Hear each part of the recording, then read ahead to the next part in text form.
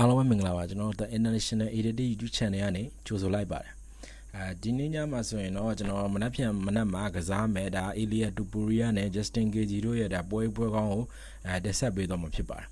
ယ်ဒီပွဲဆိုရင်ဒီအားကစားသမိုင်းမှာဒါဘယ်တော့မှမရှိခဲ့ဘူးတဲ့ဒါသမိုင်းဝင်ပွဲကြီးတစ်ပွဲပဲဖြစ်တယ်ကျွန်တော်အနေနဲ့ပရိသတ်တို့အခုမြင်တွေ့နေရတဲ့ဒါ poster ဆိုရင်ဒါရိုးရိုးပွဲစဉ်တစ်ခုတော့မဟုတ်ဘူးဒါအမေရိကန်နိုင်ငံရဲ့250ပြည့်တဲ့အထိမ်းအမှတ်အနေနဲ့ဒီ Washington DC ကနေပြီးတော့ဒီ Imperial White House ရဲ့ဒါမြက်ခင်းပြင်ပေါ်မှာဒါပထမဆုံးအကြိမ်ကို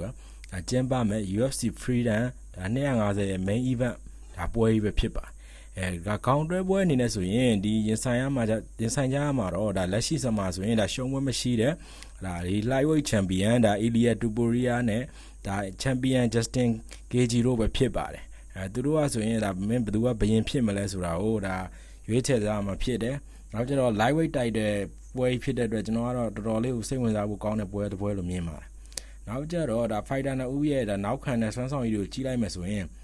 ဒီပွဲကဘာလို့ဒီလောက်တောင်ပရိသတ်တွေဒါတွေးဆူနေရတာလဲအရင်ဆုံးဒီ champion Tupuria အကြောင်းကိုကြည့်အောင်သူကပြောရင်လူသိများတဲ့ Tupuria ဆိုရင်ဒါလက်ရှိအချိန်မှာဆိုရင်ဒါ18ပွဲကစားထားတယ်ပြီးတော့ဒါ18ပွဲလုံးကိုသူကနိုင်တယ်ရှုံးမလုံးအောင်မရှိသေးတဲ့ဒါကြောက်စရာကောင်းတဲ့ကစားသမားတစ်ယောက်ဖြစ်တယ်လို့ကျွန်တော်အနေနဲ့တော့မြင်တယ်နောက်ကျပြီးခဲ့တဲ့ဒါ UFC 319မှာဆိုရင်ဒါ Charles Oliveira ကိုဒါပထမချိန်မှာနဲ့ဒါအလဲထိုးပြီးတော့ lightweight champion ဖြစ်လာခဲ့တာဖြစ်ပါတယ်သူရဲ့ဒါတိကျတဲ့ဒါပြတ်သားတဲ့ဒီ boxing လက်သီးချက်တွေကနဲ့ဒါ grappling စမ်းရည်တွေကဆိုရင်ဒါအစင်တန်းတစ်ခုမှရှိနေတယ်လို့ကျွန်တော်ကတော့မြင်တယ်နောက်ကျတော့သူ့ကိုရင်ဆိုင်မဲ့သူကတော့ဒါ MMA လောကရဲ့ဒါအကျန်းဆုံးဒါ Violent Kings လို့တင်စားရမယ်ဒါ Wire Fighter Justin Gage ပဲဖြစ်ပါတယ်Gage ဆိုရင်ဒါပြီးခဲ့တဲ့ဒါဇန်နဝါရီလ UFC 324မှာဆိုရင်Paddy Pimblett နဲ့ဒါပြောရရင်ဒိုင်ဟိုဗျာဒိုင်ပွဲမပြတ်နဲ့နိုင်ခဲ့ပြီးတော့ဒါ Interior Champion ခပတ်ကိုဒါသိမ့်ပိုက်ထားနိုင်ခဲ့တာပဲဖြစ်ပါတယ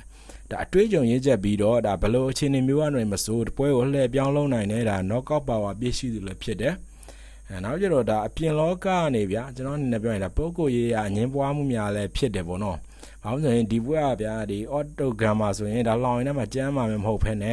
ဒါပွဲမဆိုင်ခင်တည်းကဆိုရင်ဒါအပြင်မှာတော်တော်လေးကိုဒီအပူချိန်တက်နေခဲ့တာပါဒါမကြသေးခင်ကဒါပြုလုပ်ခဲ့တဲ့ interview တစ်ခုမှာဆိုရင်ဒါဂါဘေးကတူပူရီယာရဲ့ပြောရရင်ဗျကိုသေးကိုဒါဝေဖန်ပြီးတော့ဒါ Twitter မှာဆိုရင်ဒါပြောရရင်အပြန်အလှန်စကားစစ်ထိုးပွဲတွေဖြစ်ခဲ့ကြတာဖြစ်ပါတယ်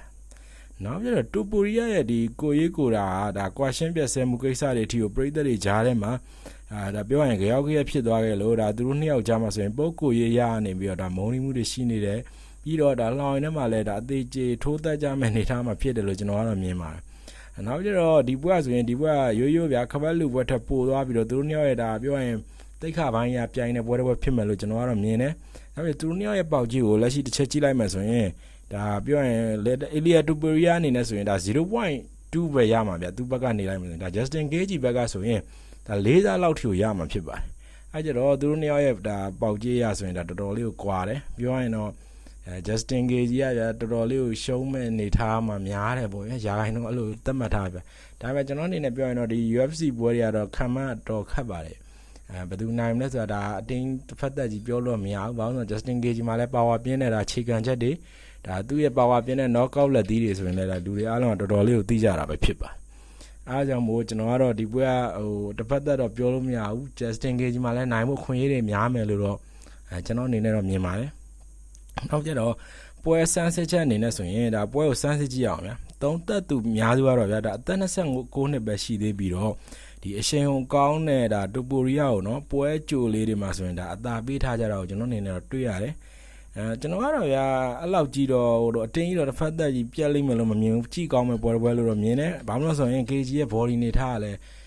တော်တော်သိတဲ့အတိုင်းပဲတော်တော်လေးကိုဗျာသူကရက်လဲနည်းနည်းတာလဲကိုလုံးကိုထဲကလဲထွားနေတာကိုကျွန်တော်အနေနဲ့တော့ face off မှာဆိုရင်ဒါတွေးမြင်နိုင်တယ်နောက်ကျတော့ဒါပေမဲ့ဒါအသက်38နှစ်အရွယ် Wire Fighter ဒါ Gage ဆိုရင်သူကဒါ underdog အောက်ကြီးဖြစ်သတ်မှတ်ပြီးတော့ဒါသမိုင်းမှာရတာအန်အားသင်းစရာအနိုင်ပွဲကိုယူဆောင်လာမယ်ဆိုပြီးတော့သူကိုယ်တိုင်ကကြွေးကြော်ထားတာဖြစ်ပါတယ်အပွဲကတော့တော်တော်လေးကိုမြိုင်းဆိုင်မယ်လို့ကျွန်တော်ကတော့မြင်တယ်နောက်ကျတော့ UFC ဥက္ကဋ္ဌ Dana White ကလည်းဒါသူတို့နှစ်ယောက်ကဗျာထိတ်တိုက်တွင်ဘယ်သူမှနောက်ဆုံးမဟုတ်ဘူးဒါအလဲထိုးနိုင်တဲ့ power တွေရှိကြတာမို့လို့ဒါတကယ်ကိုပဲပောက်ကွဲမဲ့ပွဲလို့ဆိုထားတာပဲဖြစ်ပါတယ်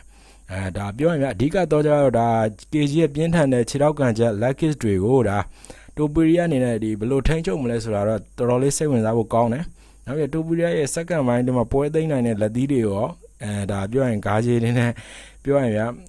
ဘလို့ Justin Gage နေနဲ့ဘလို့လေးကိုဘလို့ခံနိုင်ရှိပြီဘလို့ကာကွယ်သွားမလဲဆိုတာတော့ဒါစောင့်မျှော်ကြည့်ရှုရမှာပဲဖြစ်ပါတယ်နီကုန်းချုံအနေနဲ့ပြောရမယ်ဆိုရင်တော့ဗျာဒီအိမ်ဖြူတော်သမိုင်းတစ်လျှောက်မှာဆိုရင်ကျွန်တော်မြင်တာပထမဆုံးချိန်ကျင်းပတဲ့ဒီပွဲစဉ်မှာဘယ်သူက lightweight တန်းရဲ့မင်းမက်ဘီယန်စစ်မှန်ဖြစ်လာမလဲဒါမှမဟုတ်ဒီရှုံးမမရှိအီလီယာတူပူရီယာလားဒါမှမဟုတ်အတွေ့အကြုံရင်းနဲ့ပြောရင်အကြံပန်းကစားတတ်တဲ့ဒီ Justin Gage လားပရိသတ်တွေမြင်လို့ဒါဖြေခဲ့လို့ comment ပေါက်မှာပြောကြခဲ့လို့ရပါတယ်ကျွန်တော်ဒီနေ့တင်ဆက်ပေးခဲ့တာကတော့ဒါလီယာတူပူရီယာနဲ့ Justin Gage တို့ရဲ့ဒါခေါင်းပွဲဖြစ်တဲ့main event ပွဲတစ်ပွဲအကြောင်းကိုကျွန်တော်အနေနဲ့သုံးသပ်ပေးခဲ့တာဖြစ်ပါတယ်အားလုံးလည်းသဘောကျလိမ့်မယ်လို့ထင်ပါတယ်ကျွန်တော် YouTube channel ဖြစ်တဲ့ဒါ International Edited YouTube channel လည်း channel သစ်လေးဖြစ်တာမို့အားပေးခဲ့ကြပါအောင်လို့ဒါပြောချင်ပါတယ် like and subscribe share လေးလုပ်သွားပေးကြပါအောင်အားလုံးကိုကျေးဇူးတင်ပါတယ်